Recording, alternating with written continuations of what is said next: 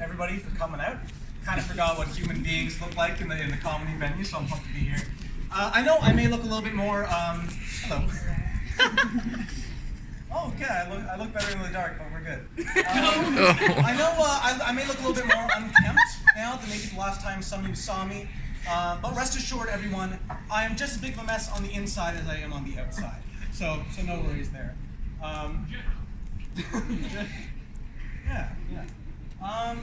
Yeah, I'm trying some experimental stuff out here tonight, so it might get a little bit bananas, but I'm super psyched to be here. Anyway, I'm kind of like a comedian that you order off of Wish. Like, I'll show up, and I'll do, like, most of the things that you expect me to do, but after a few minutes, you're like, oh, that's why this costs $10. No, but I love doing comedy. I've been thinking about this moment for months, which is fucking wild. Yeah, like, I was thinking about comedy, and there's honestly, sincerely, no other profession that I would rather not make a living doing. Like, oh! Like, this is my fucking career choice, though. This is what I'm fucking doing. Does everyone remember, like, peak quarantine? Like, no? Because, like, it was pretty recently, right? But it feels like a long time ago. It was like a dream. Like, I've gone days before without doing anything, but this was, like, flat out, like, months. Like ripped off of the calendar. Oh, shit, there's people. Hi! Hi, everyone over there. Hi. Am I loud enough? Oh, yeah. Oh, okay. That, like, doubles the anxiety. There's a whole other round of people. But yeah, like, I just want to do a quick shout out to YouTube. Because without YouTube, I don't think I would have made it through the quarantine period. Like, I can't tell you how many, like, stupid fucking rabbit holes I went down and gained absolutely nothing from. Like, for a long time there, I fell asleep every single night listening to these, like, Lord of the Rings lore videos. Like, fucking, like, pointless shit like that. And, like, if I had spent 1% of that time learning any skill at all, I would have mastered it by now. But instead, like, all my brain has a show for is like, and then in the 500 year, the elves migrated across the continent.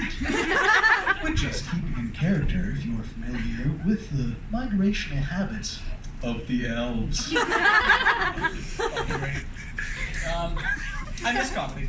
I don't know if you guys can tell, but I'm very giddy to be here. I always hated it when I was watching comedy and someone would come up and just complain about how hard it was.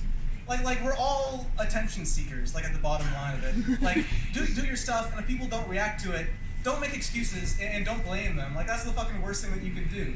Like, if you're watching a film and halfway through the director came out and was like, just to let you guys know, I showed this in Minto last week. People liked it there. Can you go back to Minto, please? We have no time for that. Like, enjoy what you're doing. Have some enthusiasm.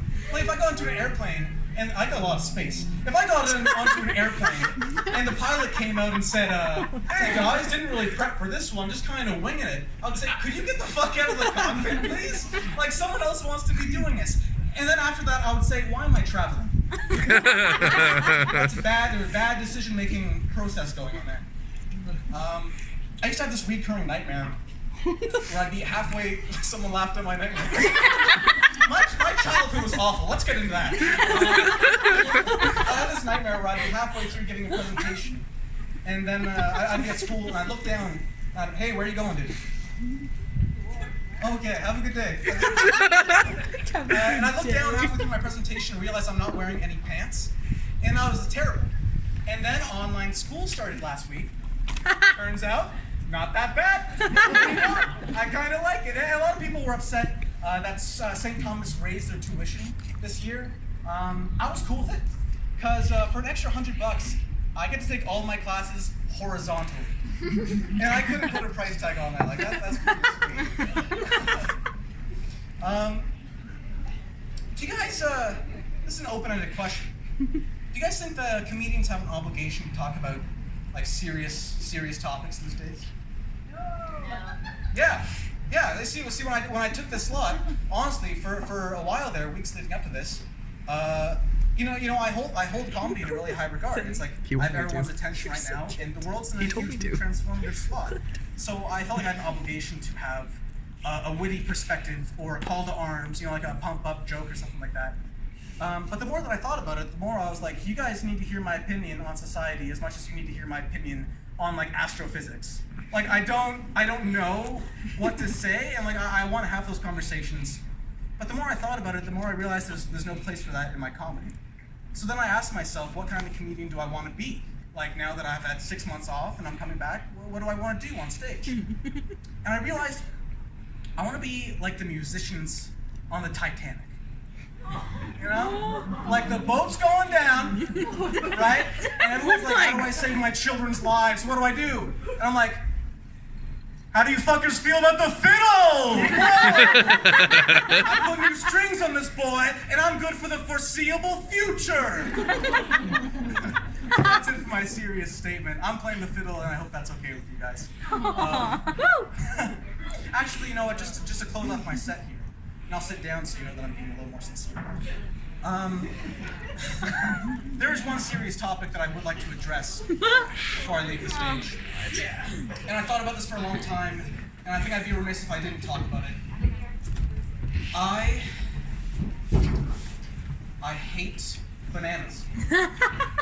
I fucking hate bananas. Do you know that a group of bananas is called a bunch? How fucking lazy is that, like, right off the bat? Like, they asked the first person they saw, well, what does that look like to you? Yeah, it's like a fucking, like a bunch of bananas, I don't know. Yeah, right next to, like, that ton of apples and, like, a shitload of oranges. And I hope that you'll forgive me if I can't contain my clamor or sheathe my figurative fruit passion hammer, but I am fucking dead set on going absolutely apeshit over these no-good, nauseating, notoriously nightmarish butt-fucking manners.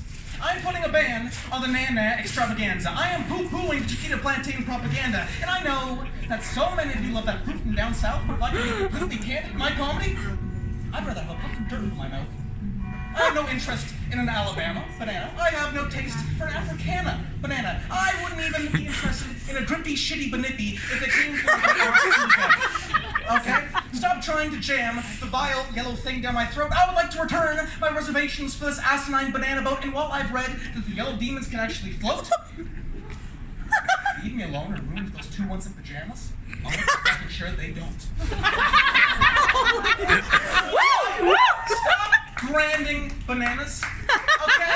I don't wanna buy your banana bandana anymore. I wanna play your banana piano, smoke your banana marijuana, Chiquita tracks by the banana boss by the Ariana Grande, okay? Well, what does a banana have to hide? Why does it need that peel to duck away on its inside? Why can I choose an apple or berry without breaking locks, but a butt fucking man is wrapped up like Fort Knox? You all look at me and shocking and whoa. You're not up to date on the current banana status quo. Each and every one of them is so highly GMO that they're literally all clones no matter where they grow. I know that you would empathize in my fruity frustration if you two had the realization that due to the potassium situation, they literally toast you with a dash of radiation. That one's actually true. I'm not. That's not even. You can Google that later.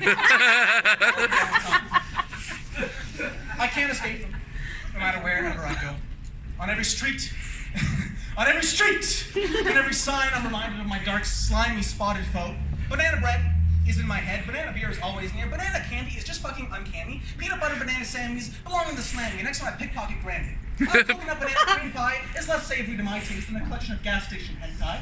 Banana chips taste even worse to my lips than even literal absinthe sips. And I don't have to tell you that to my taste, a banana split kind of tastes like shit. It was a mistake to put all that money in the banana stand. Warhol fucked up the art for that Velvet Underground band. I almost hit his next one.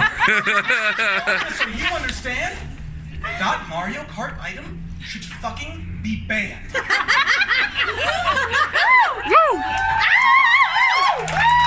Bananas fucking suck. I've made all my points. But you're being selfish. I've made all my points, but my case may be moot. I can complain all I want, but they'll always be your number one favorite fruit.